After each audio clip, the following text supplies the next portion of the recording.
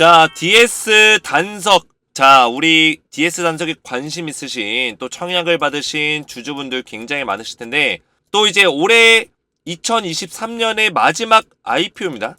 마지막 IPO. 그죠?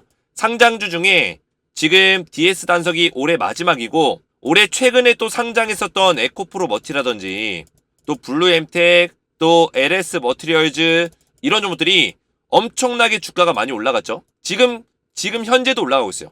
그죠? 그래서 이 머티리얼즈 회사들 주축으로 또 2차전지 관련 기업들 주가가 많이 올라갔었고 거기다가 상장 이후에 또 두산로보틱스 같은 기업들 상장 직후에는 떨어졌지만 두산로보틱스도 지금 신고가 달리고 있죠. 이런 것들을 봤을 때 지금 IPO 관련 기업들이 올해 실적이 나쁘지 않다. 그죠? 상장 이후에 이 주가 상승률이 꽤 나오고 있다는 거예요. 그래서 DS 단석도 좀 우리가 기대해 볼 만한 종목이고 또 이제 마지막이기 때문에 올해 마지막이기 때문에 좀 수급이 몰리지 않을까 이런 기대감이 좀 더해지고 있는 거죠. 아니나 다를까 지금 청약 증거금이 지금 15조가 몰렸어요. 자, 이 정도 자금이 얼마 정도냐면 지금 제가 알기로는 올해 세 번째요. 넘버 3. 두산로보틱스랑 그 필 뭐 있었는데 필에너지. 이 필에너지라는 종목이 있었고 이 필에너지랑 그리고 두산로보틱스 이런 기업들 다음으로 청약 증거금이 가장 많이 몰렸어요. 그래서 보통 이렇게 청약 증거금이 많이 몰리는 경우에는 상장 이후에 더 강하게 팍 올리는 경우가 있고 이게 첫 번째고 상장 이후에 쫙 뺐다가 그 다음에 이렇게 올라가는 경우들이 있어요. 그래서 DS 단석을 우리가 어떻게 봐야 될지는 또 이제 상황을 봐야겠지만 우리가 LS 머티리얼즈나 이 에코프로 머티가 2차전지 관련 기업으로서 지금 상장 이후에 급등이 나와줬기 때문에 이 추세를 좀 이어갈 수 있는 가능성도 있지 않을까에 대해서 우리가 생각해 볼 수 있다는 거죠. 그 이유는 DS 단석이 지금 바이오 디젤 관련 이런 친환경적인 플라스틱 리사이클링 이런 친환경적인 사업을 영위하고 있는 기업인데 중요한 거는 배터리 리사이클링, 폐배터리 관련 기업으로서 주목을 받고 있다는 거예요. 그래서 2차 전지 또 광물 쪽과 또 엮일 수 있는 부분들이 굉장히 많다라는 게 중요한 포인트입니다. 제가 지금 영상을 찍는 날이 12월 20일 수요일이에요. 수요일 오전 10시 46분인데 12월 22일이 되면 이제 상장을 합니다. 그죠? 상장을 하게 되면 이때부터 우리가 기대할 수 있는 어떤 주가 흐름과 전략에 대해서 좀 말씀을 드릴 거고 DS 단석이 왜 시장에서 주목을 받을 수밖에 없는지에 대해서 좀 말씀을 드릴 거예요. 그리고 에코프로 머티와 또 연관성 있는 부분이 있는데 에코프로 머티와 어떤 내용이 좀 연관성이 있는지를 좀 설명을 드릴 겁니다. 자, 그래서 영상 시작하기 전에 먼저 우리 주식에너지 채널 구독 버튼 반드시 눌러주시고 영상의 좋아요 버튼 이거는 기본이자 또 제 영상을 보시는 의리라고 생각하시면 되고 구독과 좋아요를 눌러주시면 정말 저에게는 큰 힘이 되니까 꼭 구독, 좋아요는 먼저 눌러주시면 감사드리겠고요. 자, 그 에코프로 머티라는 기업이 있었어요. 제가 이 기업들 에코프로 머티랑 LS 머티리얼즈를 제가 이미 텔레그램 방에서 이런 대응 전략들을 알려드리고 있는데 제가 조금 이따 말씀드리겠지만 이 텔레그램 방에서는 최근에 IPO 관련 기업들에 대해서 전부 다 제가 다루면서 우리 가족분들 수익 낼 수 있도록 알려드렸어요. 에코프로 머티 수익 구간 알려드렸고요. 그리고 LS 머티리얼즈 수익 낼 수 있도록 알려드렸고요. 이렇게 알려드리면서 우리 구독자분들 텔레그램방 입장하신 분들이 제가 추천드린 매매 타점부터 LS 머티리얼즈 120%의 수익을 거두셔서 저한테 이렇게 인증 사진까지 보내주셨습니다. 이분 같은 경우도 약 500만원 정도를 투자하셔서 670만원 정도의 수익을 거두셨는데 투자금 이상을 확보하신 거죠. 그죠?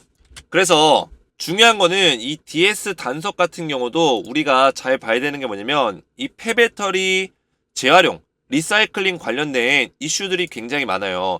자, 이게 왜 중요하냐면 저는 이 배터리 재활용 시장에 대해서 굉장히 어떤 이 시장을 높게 평가하고 있습니다. 왜냐면 지금 미국에서 어떤 얘기가 나오고 있냐면 언제죠? 25년까지 IRA 법안에서 중국산 광물의 의존도를 낮춰라. 이런 얘기가 나왔습니다. 이 광물에는 뭐 코발트, 니켈, 리튬부터 해서 흑연 여러 가지가 있고요. 그리고 이 광물로 인해서 만들어지는 소재들, 전구체라든지 음극재, 양극재, 분리막 이 모든 것들에 대해서 중국산 광물의 소재, 영향력을 90%가 넘는 이 비중을 갖다가 25% 미만으로 떨거라. 이런 명령을 내렸습니다. 거의 명령이에요. 왜냐? 내리지 않으면은 너네 미국에서 사업을 할 때 뭐 해야겠다?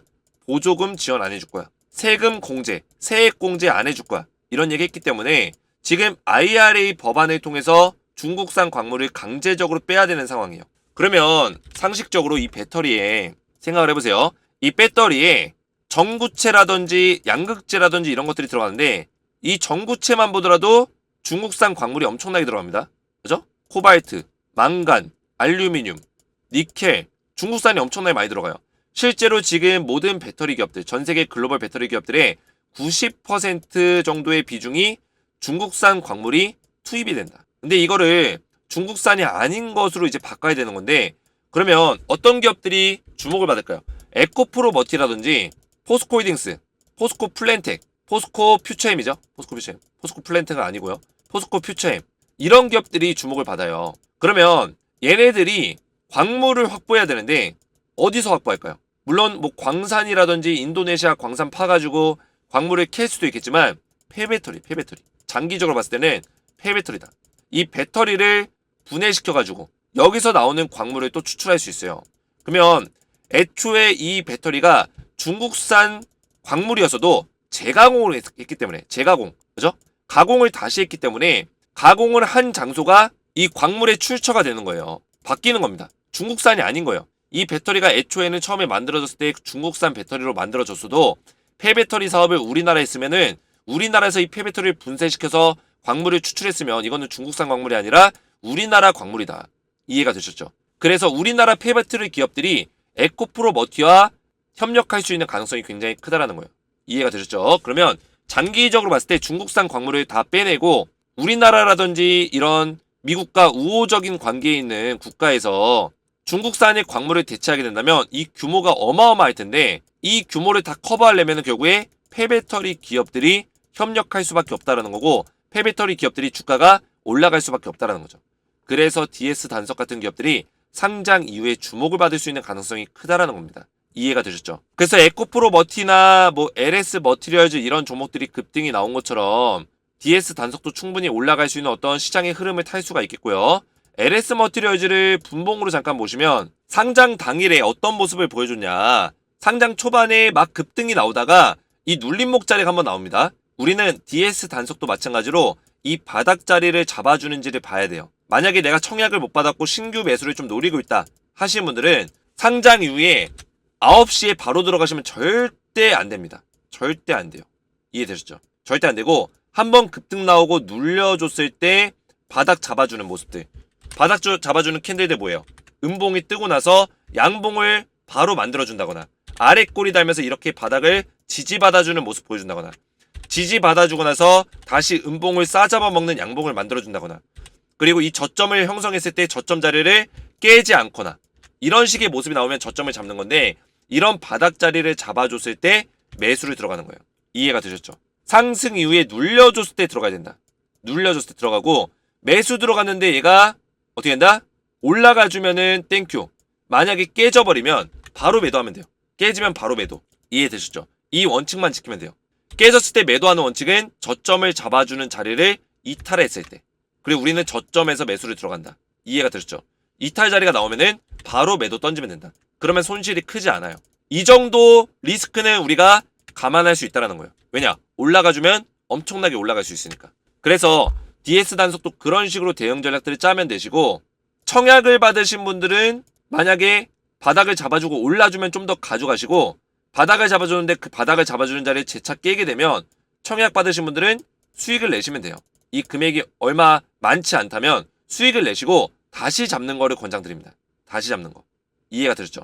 근데 만약에 저점을 한번 잡아주고 그냥 쭉 올려버리면 굳이 팔 필요 없죠. 그냥 가져가면서 수익을 좀 더 내시면 되죠. 이해가 되셨죠? 그래서 좀 더 디테일한 전략들은 DS 단석 관련해서 제가 실시간으로 좀 브리핑을 도와드릴 거예요.